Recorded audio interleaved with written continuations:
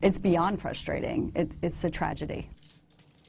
This former legislator says Georgia's justice system is failing and innocent people are paying the ultimate price. She wrote the law to get old evidence tested for DNA years after someone had been convicted in hopes of finding the truth. But investigative reporter Jody Fleischer with us live from the state capitol with why that law is still falling short.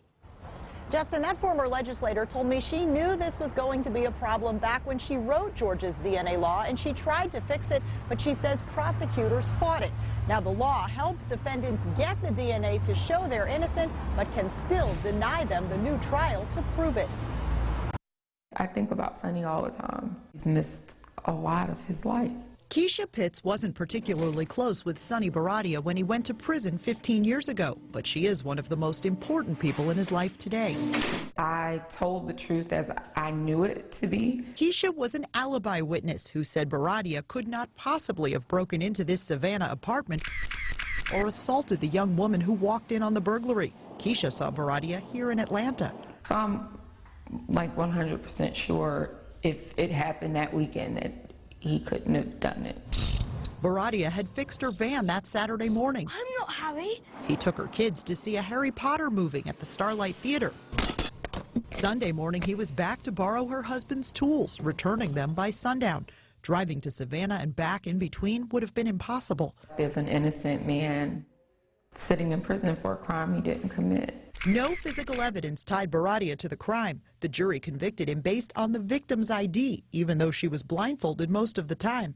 Sterling Flint also testified the career burglar was caught with the victim's belongings, including these gloves, which she said her attacker had worn. I am sure that Mr. Flint was trying to think of how he was going to get out from under this crime. Flint told the jury he was just holding the items for Bharadia, whose attorney never thought to test for DNA.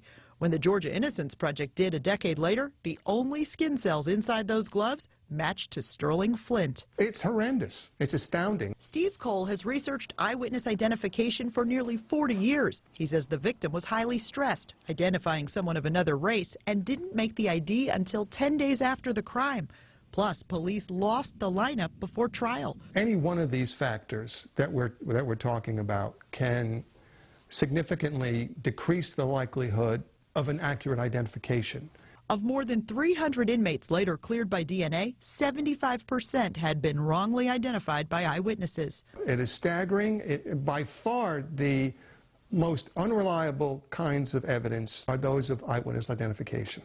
But the courts keep denying Bharadia's requests for a new trial. It's a tragedy. Stephanie Stuckey-Benfield drafted Georgia's DNA statute and intended for defendants who get DNA that could clear them to also get a new trial. What's the point of doing testing if you can't get it back in front of the court? She says prosecutors and victims groups fought a mandate for new trial, so she passed what she could. It's a breakdown in the system, and I think it's something that should be corrected by the legislative body. Keisha hopes her friend's case will convince them to listen to the DNA. How come the same thing that can incriminate you can't clear you?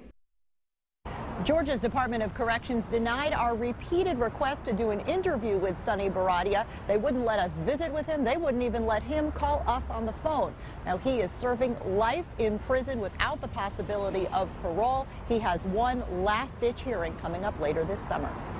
Now, Jody, what about the other man, Flint? What's he doing now?